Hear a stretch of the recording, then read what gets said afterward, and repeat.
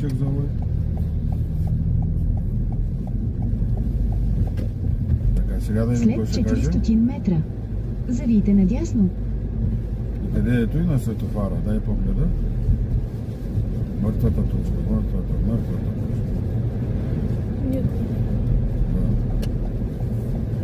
Винаги мъртвата точка ще гледаш. Завийте надясно. Така, ти почваш от дясно, накрая пак от дясно. Трябва да намалиш малко, остав за лой.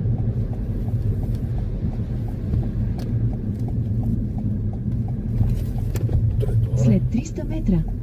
Завийте надясно. Да, сега какво каза той?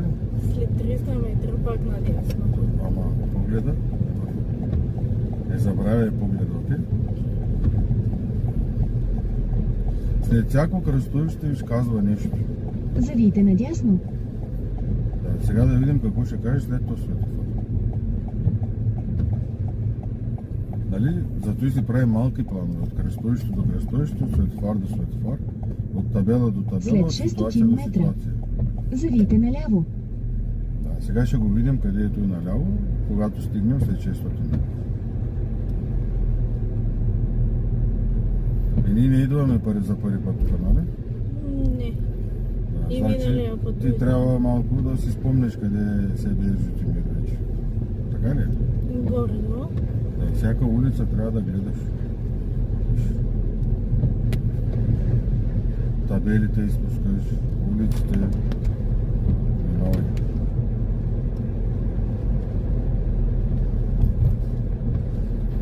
Искам всяка улица да се гледа, защото предимство имаш, ако ти дадат, иначе нямаш предимство. Така ли? Да. Ама велосипедите те чакат. Да, бе, ама ти ще гледаш. Закона не е важен, безопасността. Завийте наляво. После.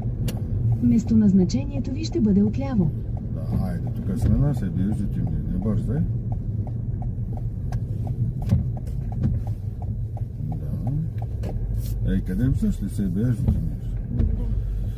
Добре.